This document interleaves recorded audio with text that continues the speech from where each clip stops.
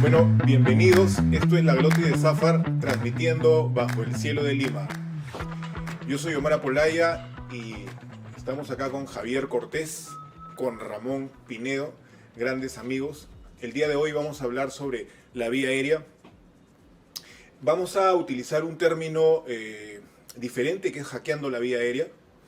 Vamos a enfocarlo de una manera distinta y vamos a tomar este tema porque es importante, es relevante mencionar que hay algunas cosas acá que a veces se nos pasan de lado, ¿no?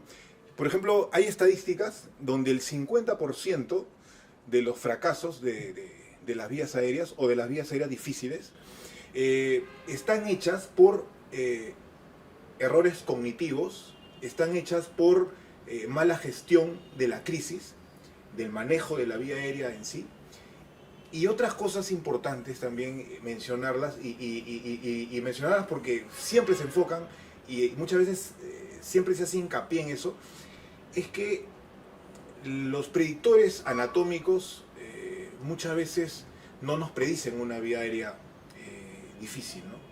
Entonces muchas veces nos enfocamos en eso y a veces perdemos de vista el bosque, y el bosque a veces está integrado por otras cosas más. Conversando eso, Ramón, ¿a ti qué te parece este tema? Bueno, buenas noches con todos. ¿Qué tal, Omar, Javier? Efectivamente, pues nosotros tenemos una concepción de la vía aérea basada en predictores, ¿no? Ok. De tal forma que nuestros algoritmos están fundamentados para nosotros seguir una serie de pasos en base a que si tenemos o no determinado predictor de intubación difícil, de supraglótico difícil, de ventilación con bolsa máscara difícil, y en base a eso ir tomando las decisiones. Pero como nosotros bien sabemos, en la práctica muchas veces estos predictores fallan, o bien el médico de emergencia que se encuentra ante una situación inesperada, porque las emergencias por concepto son inesperadas, no tiene el tiempo o no tiene la, digamos, el estado psicológico adecuado para hacer los predictores completos en ese momento. Entonces, justamente a eso va el concepto de evitar, pues, encontrarse así, ¿no? Con los pantalones abajo. Claro, claro, claro. Es cierto. ¿Y por qué el concepto de hackear la vía aérea, Javier? ¿Por qué ese nombre? Bueno, mira, cierto, es un nombre un poco diferente de los que se usan tradicionalmente para explicar un poco el manejo de la vía aérea. Y es que realmente el manejo de la vía aérea ha estado en sus inicios muy estructurado por tal vez el anestesiólogo, el manejo de la vía aérea en sala de operaciones, luego de eso tal vez el manejo de la vía aérea en la unidad de cuidados intensivos, ¿no? Pero ciertamente el manejo de la vía aérea en emergencia es completamente diferente, ¿no? Nosotros en emergencia nos hemos ido dando cuenta que no hay un paciente que le haga todos los algoritmos, ni hay un algoritmo que le haga a todos los pacientes, ¿no?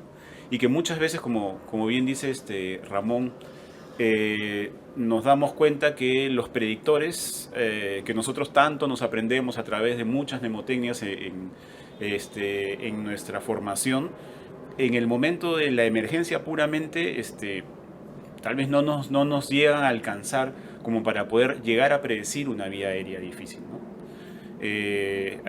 Siempre hay una frase que nosotros comentamos, es caras vemos y vías aéreas no sabemos, ¿no? Es cierto, Porque cuántos gorditos hemos tenido con vías aéreas fáciles y cuántos flaquitos hemos tenido con vías aéreas terribles, ¿no? un montón. Entonces, la verdad es que, claro, podemos tener muchos predictores, tanto anatómicos como fisiológicos de una vía aérea difícil, pero son solamente predictores. O sea, ninguno de ellos, estadísticamente, por lo menos la evidencia no ha demostrado que tenga un 100% de efectividad para demostrarnos que en el momento de la acción, en el proceso de la intubación, vamos a tener una vía aérea difícil o una vía aérea fácil. Entonces, la idea de hackear la vía aérea es adelantarse a la vía aérea inesperadamente difícil. O sea, tratar de utilizar estrategias y técnicas para que no te tengas que encontrar con una vía aérea difícil si no estés listo siempre para una vía aérea difícil, ¿no? Para que no te agarre, como dice Ramón, con los pantalones O abajo. incluso para que tú conviertas una vía aérea difícil en una vía aérea, digamos, no difícil, ¿no? Claro. Por ejemplo, una situación de acidosis metabólica profunda, severa, ¿no? Ok. Que O requiere sea, hablamos de una intubación, vía fisiológicamente difícil. una vía fisiológicamente difícil, ¿no? Que requiere intubación. Entonces la forma en la que tú conviertes esta vía aérea, que es sumamente difícil porque un minuto de hipoventilación en este paciente puede generar una acidosis muy severa, una retención de CO2 muy severa y un paro cardiorrespiratorio, la conviertes en una vía no difícil a través del desarrollo de habilidades como por ejemplo en una intubación en un paciente despierto. Ok, claro. Entonces puedes utilizar esa Para el cual estrategia, tiene que ser colaborador el paciente. tienes que Ese utilizar tema, esa ¿no? estrategia para hacer una intubación en un paciente despierto, ¿no? Para lo cual debe tener un mínimo de lucidez, ¿no? Pero sin embargo hay reportes en emergencia que puedes hacer una intubación despierto con un Glasgow 13, con un Glasgow 14, ¿no? Obviamente si tiene una depresión severa, profunda y es inminente el deterioro, tienes Claro. que intubarlo, pero más o menos ahí va el concepto, que cada situación particular tiene una estrategia de hackeo, por decirlo así. Interesante, interesante. Ahora, hay una cosa que es bien curiosa, ¿no? Hay protocolos de manejo de vía aérea que los universalizan, que lo tenemos, por ejemplo, en el Up to Date, ¿no? La pregunta es, ¿por qué los protocolos fallan? ¿Por qué los protocolos en la vida real pueden fallar? Bueno, hay una suma de factores, la verdad, ¿no? Ajá. Como tú bien dijiste al comienzo, un gran porcentaje de los errores o de las fallas o de las complicaciones en el manejo durante el manejo de la vía aérea corresponden a una falla en el factor humano, ¿no? O sea, se parece mucho digamos, al negocio aeronáutico, ¿no? En donde se ha demostrado que los accidentes de avión finalmente en un gran porcentaje se deben al factor humano. Es realmente igual y de hecho es el principio del Vortex, ¿no? De la metodología Vortex. El factor humano juega un papel muy importante. Y es que yo, la verdad, puedo decir en mi opinión, sin temor yo creo equivocarme, que la verdad es que lo más difícil en el manejo de la vía aérea es la toma de decisión. O sea, es lo más difícil. Porque el resto de procedimientos tú te puedes entrenar, ¿no? Te puedes entrenar en hacer una cricotirotomía, en intubar al paciente despierto, utilizar un fibrobronco, un videolaringoscopio, pero la toma de decisión es lo más importante. Yo personalmente he visto colegas con gran experiencia, con muchas habilidades para poder manejar la vía aérea, pero que han titubeado en el momento de hacer una cricotirotomía, por ejemplo. Claro. Y esos minutos, esos Sí. segundos de toma de decisión han determinado que el paciente desature o que tenga algún otro tipo de complicación. Entonces, el factor humano es uno de los factores más importantes en la complicación Ahora, ahí, de la vía aérea, ¿no? ahí surge la pregunta, ¿por qué el médico que sabe que tiene que hacer ante una situación ni no, por ejemplo, ni Ok. oxigenable ni ventilable, sabe que tiene que hacer un procedimiento invasivo como la crico, ¿por qué motivo no lo hace? ¿No? Ok. Y no lo hacemos básicamente porque estos procedimientos son considerados HALO, ¿no? Que es un término que a mí me gusta bastante, que es alta agudeza, ¿no? High acute, ¿no? And low opportunity, o sea, poca oportunidad, o sea, mucha agudeza y poca oportunidad de entrenamiento. Entonces, tenemos muchos ejemplos, pero para nosotros particularmente y en vista de las estadísticas generales, que es más o menos solamente 0.5% de los pacientes que requieren manejo invasivo de la vía aérea en emergencia, solamente 0.5 requieren una crico. Entonces nuestra oportunidad de entrenamiento, no sé, en tu carrera, Omar, Javier, ¿cuántas habrás hecho? Yo particularmente he tenido oportunidad de hacer unas 2, 3 a lo mucho. Y bueno, me parece que ese es un motivo fundamental, ¿no? Y hay estrategias para evitar eso, como por ejemplo la simulación, la práctica, Sí. escenarios simulados, ¿no? Sí. Sobre todo la simulación, que es una herramienta muy fuerte en este Sí. tema de la vía aérea, ¿no? Claro, básicamente va por ahí la cosa, ¿no? Yo creo que es la falta de entrenamiento, ¿no? Falta de simulación para ganar las habilidades, para ganar ese tipo de cosas. Eso falta bastante. Y sobre todo el tema es también el escenario en el que uno maneja el paciente con estas características, ¿no? Porque la gestión de la crisis es totalmente distinta, ¿no? Es diferente armar un protocolo bonito, ¿no? Así es. Armar un protocolo, por ejemplo, para manejo de alguna otra patología, Claro. de alguna otra patología donde ya un protocolo es situación diabética, ¿no? Claro. Donde tú lo cumples. Claro. Pero manejar un protocolo cuando el paciente te está desaturando, cuando el paciente No, está... no hay pero forma, no hay forma. Es distinto. No hay Entonces, forma. si uno no está preparado para eso... Y cuando entonces, tienes todas las miradas encima, claro, ¿no? y O sea, cosas. tienes Entonces, muchas veces los pacientes de entonces, emergencia, sí. disculpa que te interrumpa, no te disculpo, pero tienes, sigue, por favor. tienes todas las miradas encima, ¿no? Claro. No les ha tocado que tienes Claro. ahí al cirujano al lado, tienes o por acá al vascular, Claro. por ahí, entonces tienes todas las miradas fijadas Sí. en tu punto, ¿no? Y Y eso eso nos hace habla- que tú a veces Eso flaquees. sabe el factor humano. Claro, eso es lo que hace algunos años COVAX definió como una vía aérea psicológicamente difícil, ¿no? Sí. Y es que hay una curva inversa, tal vez, de que el paciente, pasan los minutos y tú no logras intubar al paciente y la desaturación del paciente va incrementándose, ¿no? Va cayendo la saturación del paciente y el nivel de tu estrés va subiendo, ¿no? Así es. Entonces, sí, para eso se necesita estar psicológicamente preparado, pero pues no solamente basta decirlo, basta reunir una serie de condiciones. Para empezar, se suele pensar que uno debería tener pues todos los algoritmos en la cabeza en el momento de manejo de la vía aérea. Sí. Y lo cierto es que en el preciso momento de la crisis está demostrado que tus habilidades motrices disminuyen, ¿no? Así es. Así es. Tu capacidad de decisión también se disminuye, ¿no? Sí. Entonces, y tu visión se torna tubular. Entonces, Así es. por eso es muy importante, yo suelo hacer un experimento cuando, digamos, enseño el manejo de la vía aérea a los residentes y en el momento preciso en el que van a empezar a intubar, ¿no? Le digo, a ver, dime las 7 P's, ¿no? Y en ese momento Cántame las 7 P's. nadie dice las 7 P's. Y yo no he probado con los asistentes porque seguramente tampoco lo pueden hacer. Y es que en ese momento, pues la verdad que una mnemotecnia no te ayuda. Ajá. Y si yo te digo, dibújame el algoritmo, pues seguramente no lo van a hacer, ¿no? O sea, no lo van a hacer.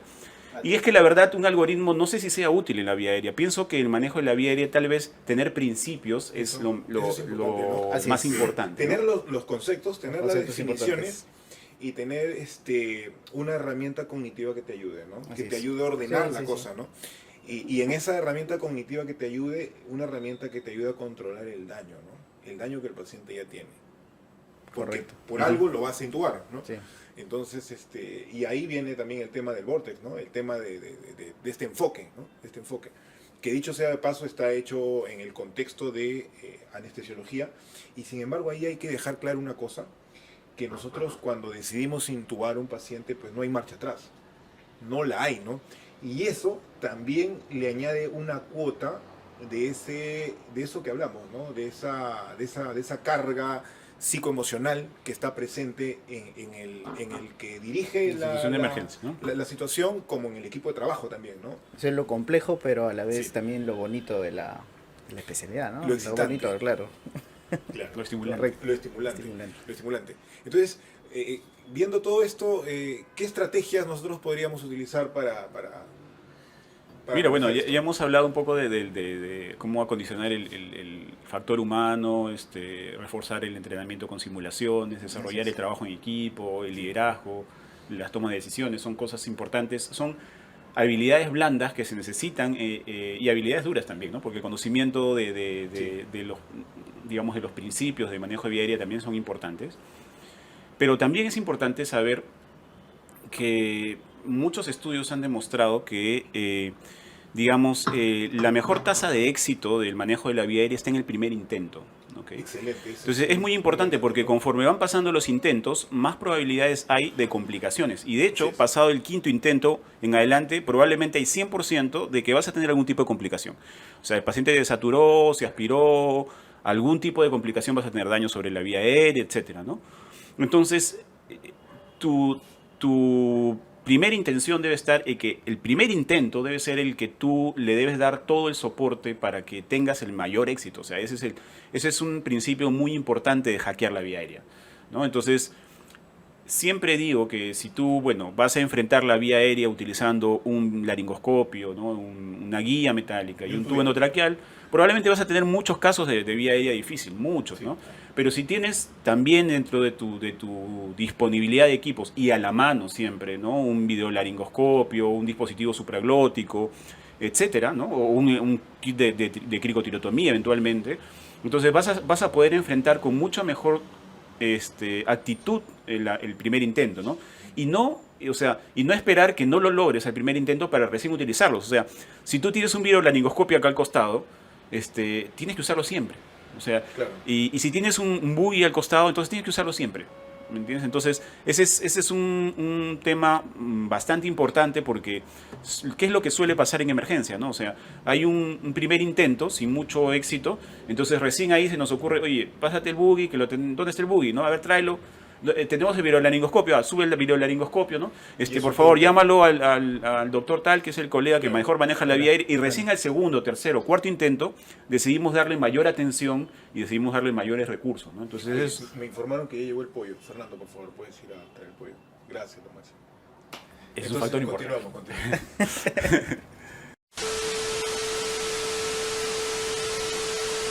Pero bueno, Hay la que idea optimizar es el primer mantener intento. una mayor cantidad de recursos disponibles Eso es para el primer importantísimo, intento lograr el éxito del Y siempre nos pasa, ¿no? O sea, siempre nos pasa que empezamos a intubar al paciente y después trae el buggy, ¿no?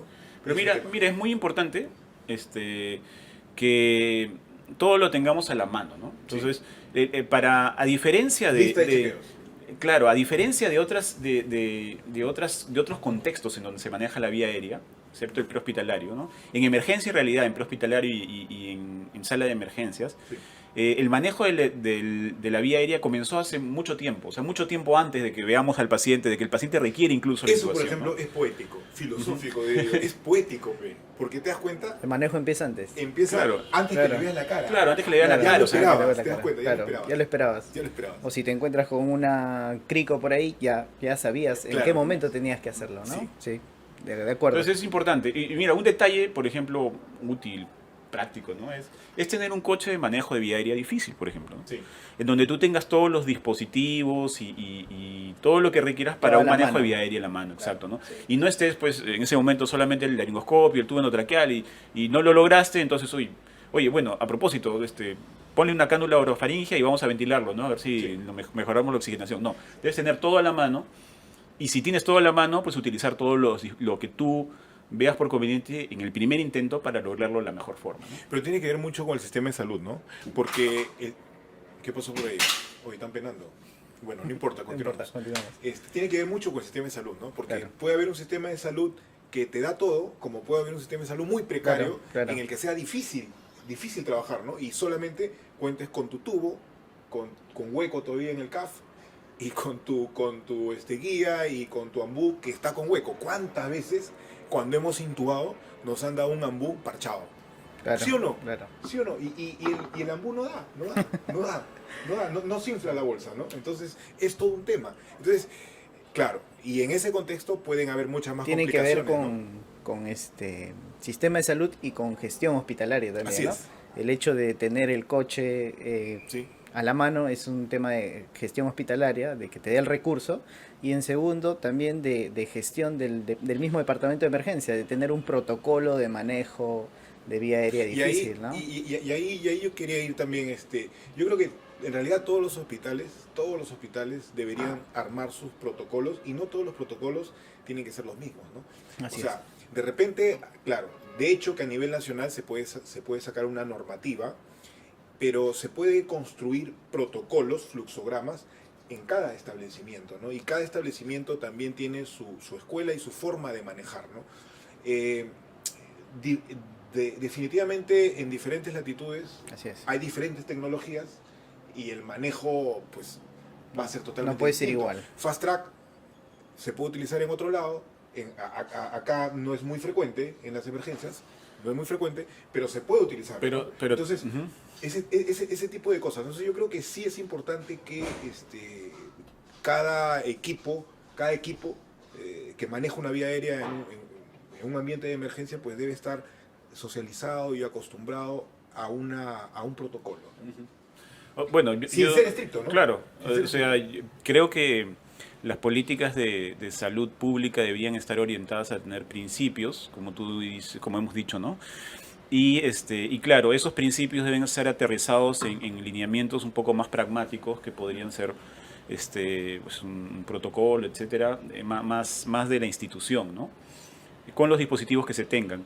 Ahora, lo que sí es cierto es de que por lo menos aquí en nuestro país no existe tal situación, ¿no? Incluso nosotros tenemos una norma técnica de servicios de emergencia que no contempla la vía aérea difícil, por ejemplo. Eso O sea, es absolutamente. bien Entonces, loco es eso, ¿no? no menciona un coche Y- de manejo de vía aérea Y en las difícil, emergencias ni es ningún donde se maneja dispositivo. eso, ¿no? O sea, es ahí Entonces, donde se claro. ven las vías aéreas difíciles, Claro. ¿no? Es bien loco eso, ¿no? Claro, yo creo que es un apartado general totalmente diferente, ¿no? O sea, yo creo que incluso podríamos dejar de llamarle vía aérea difícil y llamarle vía aérea de emergencia, porque es todo un concepto distinto y es Sí. un abordaje completamente Es un distinto al que se, le abordaje hace, distinto. que se le hace al paciente, Y, ¿no? y, por ejemplo, a mí se me ocurre algo ahorita que quiero mencionarlo. En este protocolo, por ejemplo, de Vortex, que son líneas de manejo, donde hay 4 líneas Claro, de manejo, líneas de vida. líneas de vida, no todas las líneas de vida son estrictas, ¿no? Y eso me parece importante porque generalmente uno empieza, por ejemplo, con la idea de la intubación, puedes pasar al supraglótico, puedes pasar a ventilar al paciente y jugar entre esos tres, pero hay situaciones en las que tú te vas a ir a la quirúrgica de frente, de emprima nomás, y a veces pasa. Un paciente que tiene un tumor en la zona de la glotis, donde no lo vas a intubar nunca, y te abarca, o sea, te obstruye también una posibilidad de una crico y tienes que hacer una traceo. O algo más frecuente, un un trauma atraco de facial. emergencia. Ya, Un trauma facial, trauma ¿no? facial. Un trauma facial severo. Pero yo lo que te digo es una experiencia en la que tuvimos que hacer una traceo de emergencia, Inmediata, ¿no? claro. Y ahí uno se sale totalmente del protocolo, pero está todavía contemplado dentro del enfoque de asegurar la vida, De hackear la vía de aérea. hackear De la hackear la vía vía aérea. aérea. Y te vas a la quirúrgica de frente, en este caso un atraco y ni siquiera una crico, ¿no?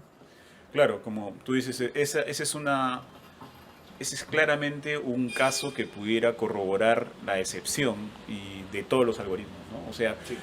la idea es llegar a la comprensión de los principios y entender que algunas veces pues hay que dar un paso adelante, un paso atrás o de repente 3 pasos hacia adelante, porque una traqueo, bueno, pues nunca está descrita como un manejo propiamente de emergencia, pero bajo cierta situación tan extrema convierte. pudiera Se ocurrir, convierte. ¿no? Podrías tener que tomar la decisión de hacerlo, ¿no? Porque es probablemente la única posibilidad que tenga, ¿no? Claro. Claro. Es cierto, ¿no? En emergencia todo puede pasar. La verdad es que sí, todo puede ocurrir. Sí, es cierto. La verdad sí, sí. Totalmente Entonces, cierto. hay que, como te digo, siempre estar despierto, lúcido y saber qué estrategias puedes tener para hackear la vía aérea y adelantarte a esa vía aérea inesperadamente difícil, ¿no? O sea, que no te encuentres pues con que, resultó siendo una vía aérea difícil y no me di cuenta, ¿no? Claro, claro. Entonces tienes que tener las herramientas para poder hacerlo. Sí. ¿Qué otras estrategias podríamos aplicar, Ramón? Podemos aplicar, por ejemplo, la estrategia de una adecuada preoxigenación, ¿no? Ok, Si ya. nosotros nos... Ya eso sí nos basamos ya ya en el, nos en el vamos a paciente. la parte dura un poquito Ok. del tema, ¿no? La parte dura un A la poco del parte tema sarco. nos dice que tenemos estrategias para intubar a los pacientes, tenemos nuestra secuencia rápida, que es que el 80% de nuestros pacientes van a responder bien a nuestra secuencia rápida. Y a Tenemos veces no lo nuestro- hacemos, claro. tenemos a nuestro veces protocolo no. de vía aérea difícil, ¿no? Tenemos nuestro protocolo de intubación en crash, ¿no? Y por ahí nuestro protocolo de intubación despierto. Tenemos nuestros 4 protocolos ahí claramente establecidos, ¿no? Y en estos protocolos hay una serie de pasos que uno debe seguir, pero por ejemplo, yo creo y siempre digo una cosa, ¿no? Después de conocerse a uno mismo, que es el factor humano más importante, el segundo Es factor más filosófico también, importante... es medio místico eso, ¿no? Conocerse Correcto, uno mismo. correcto. El segundo más importante es conoce a tu paciente. O sea, conoce la fisiología de tu paciente y conoce por qué lo estás intubando. Y en base a eso tú Eso es puedes importantísimo. manejar a tu paciente. Por ejemplo, no es Tratar lo de mismo, entenderlo, no es ¿no? lo mismo intubar a un paciente con una hipoxemia severa, que tú sabes que el paciente tiene una fracción de shunt elevada por el colapso pulmonar, etcétera, ¿no? A ese paciente necesitas preoxigenarlo adecuadamente. Sí. Y entonces ahí viene el segundo punto de hackear la vía aérea, la preoxigenación apneica, ¿no? La preoxigenación con una válvula de PIP o el BNI antes de la intubación. Te permite contrarrestar esa fracción de shunt y permitir intubar a tu paciente con una oxigenación óptima, ¿no? Y si no logras, mediante estas estrategias, obtener esa oxigenación mínima de 90% a FIO200, con un PIP mínimo de 5 a 8, pues pasar a una intubación más segura, que puede ser una intubación en un paciente despierto, ¿no? ¿Por qué no? Siempre introducir también ese concepto de que la intubación en paciente despierto no solamente se hace en la vía anatómicamente difícil, sino también la puedes hacer en la vía fisiológicamente difícil. A mí ahí hay una cosa que se me viene y que creo que es importante. En esto de los predictores anatómicos, muchas veces nos sirven para tratar de acercarnos a una vía aérea difícil, pero no los enfocamos para tratar de acercarnos a una vía aérea fisiológicamente difícil. Y mira, por ejemplo, si tenemos un paciente que es Kimpy, imagínate Kimpy de Marvel, así Claro. grandote, Un obeso. Claro, Sí, uno de eso. Y, Ajá, y lo y tienes azul, y medio morado, y ¿no? medio morado. Medio morado, claro, Imagínate ya que lo azul, tienes que hipoxémico. intubar a Kimpy, ¿no? Entonces, Claro. ya. Sí, Es claro. terrible, Tienes que claro. buscar- Con tienes esto que del buscar- COVID hemos tenido Es pacientes terrible, es en terrible. esas tenido- condiciones. claro que sí. Y hemos tenido Entonces, arrestos cardíacos durante esas intubaciones. Muchos Entonces, también. es un paciente, obviamente, que va a tener menos shan. Así no esté el paciente azul, así no esté un paciente Claro. recontra azul, pero tan solo No, yo que viéndolo, su periodo de ya apnea eso- segura es muy corto, ¿no? Entonces su su curva periodo siempre de es apnea más, segura más es muy pendiente, corto, tiene es más un paciente pendiente, ¿no? con menos Así es. capacidad residual funcional, entonces es un paciente en que yo de arranque ya plantearía un TRAI, plantearía una cánula de alto flujo de repente con Un TRIF, oxigenación ¿no? anémica continua. Ujú. Así es. Claro, Podría ese ser. es un Entonces, claro ejemplo De acuerdo. que esa herramienta de hackear la vía aérea sirve, Y ¿no? estamos utilizando utilizar esos- una cánula de alto flujo para la preoxigenación y la oxigenación anémica durante el proceso, Sí. tratando de alargar ese periodo de apnea seguro, ¿no? Claro, pero estamos utilizando esos predictores anatómicos para darle otro enfoque, irnos por otro lado Así es. y utilizarlos de repente para mejorar un poco su oxigenación de este tipo. Ahora, si el paciente, como dices tú, ¿no? Está azul el paciente, mucho peor, ¿no? Es un paciente, pues, a veces con También ya, que lo hemos como- hecho, ¿no? En la pandemia ha sido una cosa... Sí, pero loco, o ¿no? sea, claro, como bien dices, la cánula de alto flujo. Bueno, para empezar, la técnica de oxigenación apnéica tiene muchas estrategias dentro, ¿no? O sea, varias técnicas, voy a decir, Sí. subtécnicas, ¿no? La NOESAT, que es la cánula binasal a 15 litros, que es la más sencilla, la más barata, la que Sí. puedes utilizar La en que se cualquier hace momento. diario, ¿no? Ajá, diario, prehospitalario lo puedes hacer también. Pero también tenemos, pues, ahora que hemos utilizado mucho, que no es nueva tampoco, pero la hemos utilizado también en estos últimos meses, ¿no? Años ya, que es el TRIF, utilizando la cánula de alto flujo, por supuesto.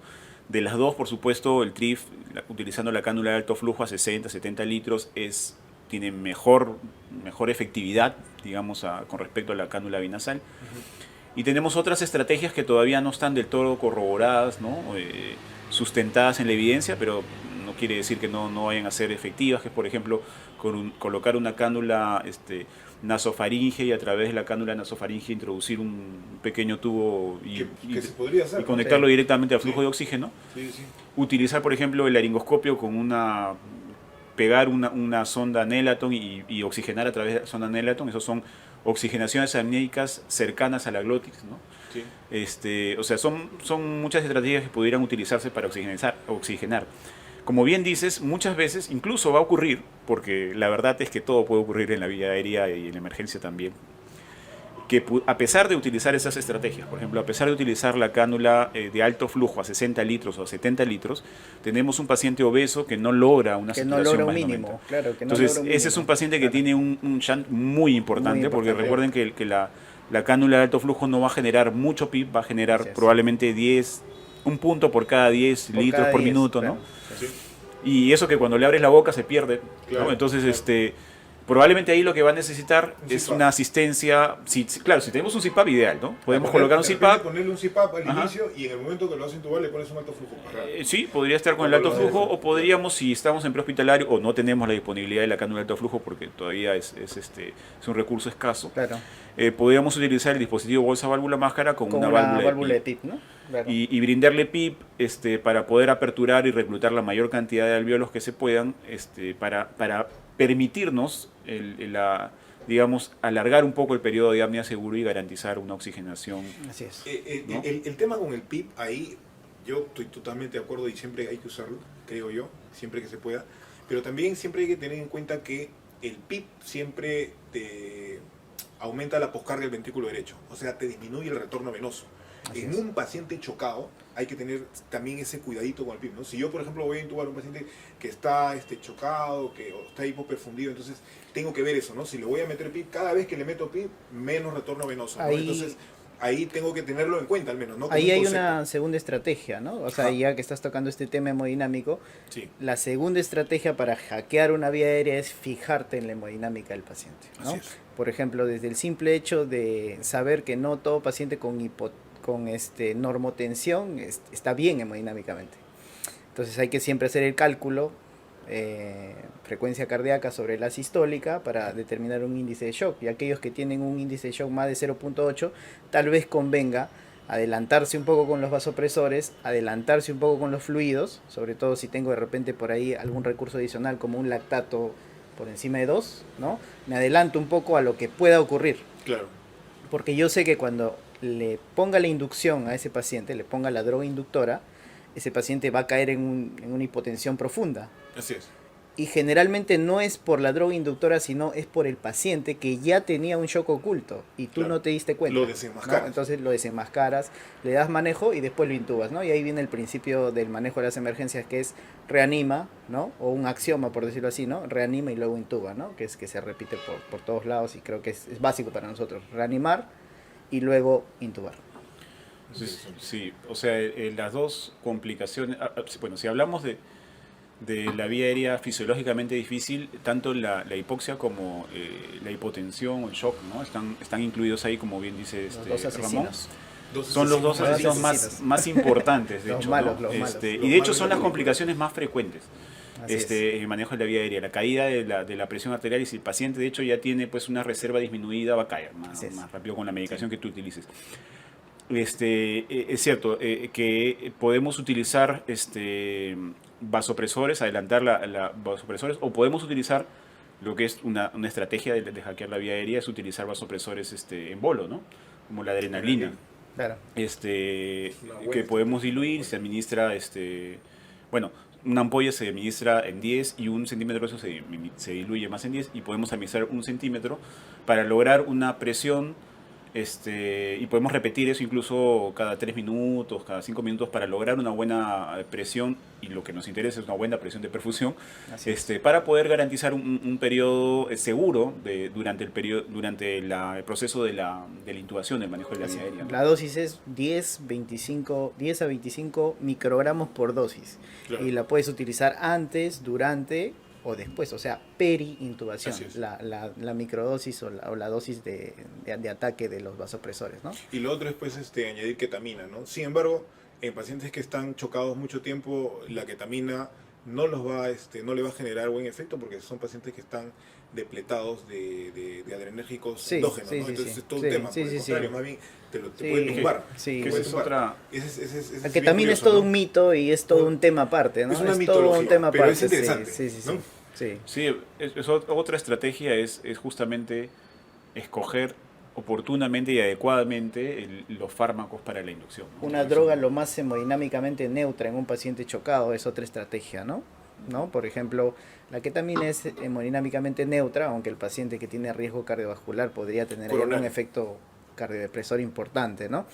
Sin embargo, también lo que se ve a diario, ¿no? Tienes un paciente séptico con encefalopatía y ese paciente, si tú abordas la vía aérea de la forma convencional, agarras tu secuencia rápida y dices, ya, bueno, voy a utilizar midazolam 1 a 2 por kilo de peso, propofol 1 a 2 por kilo de peso, ¿no? O sea, midazolam 0,1, 0,2, Tú hablas del propofol, séptico con ansiosidad propofol metabólica. 1 a 2, el séptico con encefalopatía en general. Entonces, tú das un abordaje normal con una dosis habitual de drogas inductoras y obviamente lo que tú buscas con la droga inductora es la hipnosis, ¿no? Pero te olvidas de que ese paciente ya tiene cierto grado de encefalopatía, Ok. entonces de repente bajar un poco la dosis Sí, del sí, sí. inductor y Sí. aumentar la dosis del relajante podría ser una buena estrategia también de hackeo de la vía aérea para que no tengas tanto efecto hemodinámico de tu inductor y si tu relajante llegue a buen tiempo, ¿no?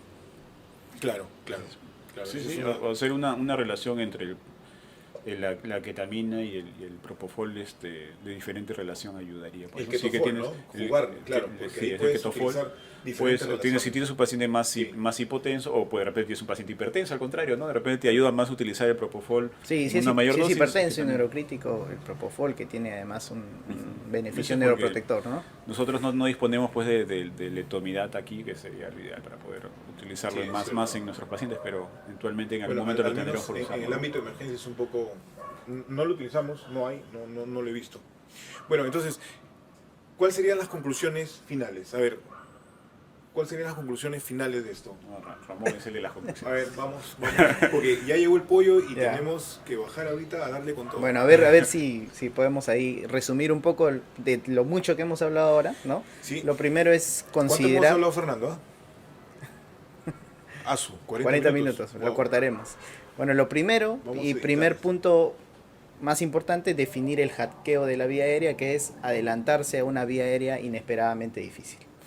La segunda conclusión sería controlar el daño, ¿no?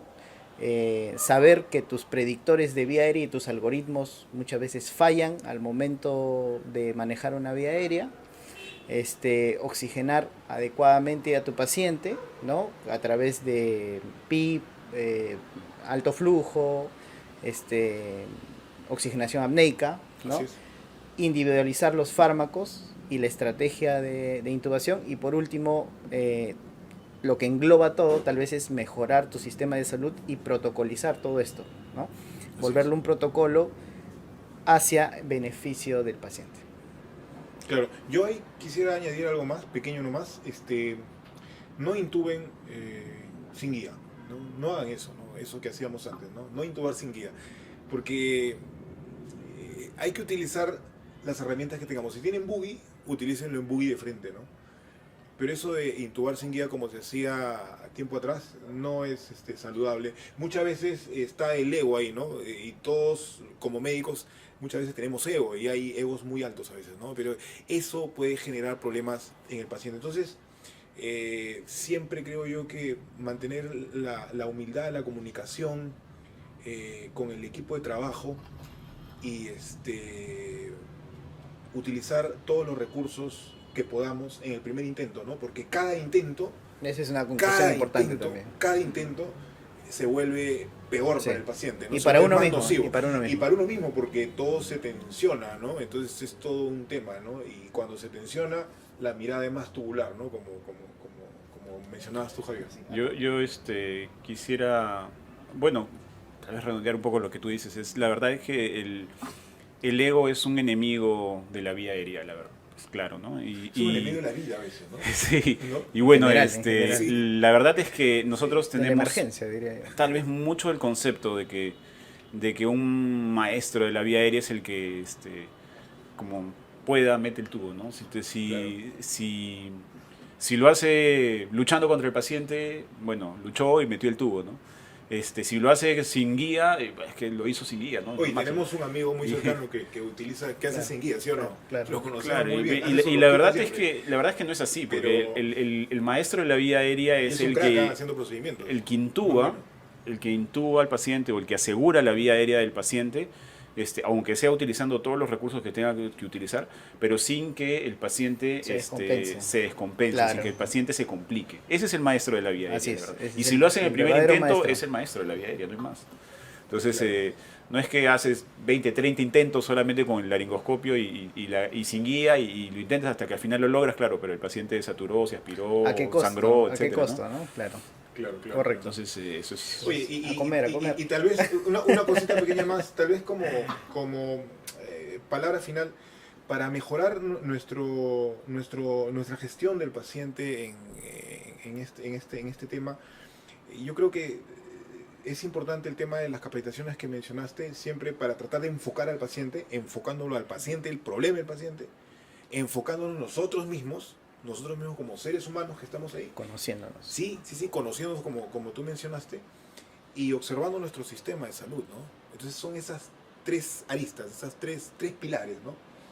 Entonces, bueno, yo creo que el pollo se enfría Eso es todo. y tenemos que ir con con todo, ¿no? Muchas gracias a Sí, todos gracias. por escucharnos. Gracias. Gracias, Salud. gracias. Salud, salud. Gracias Salud. Omar, gracias Javier. Salud, Javier. Salud. Salud, Ramón. Próximamente continuamos con otro tema importantísimo.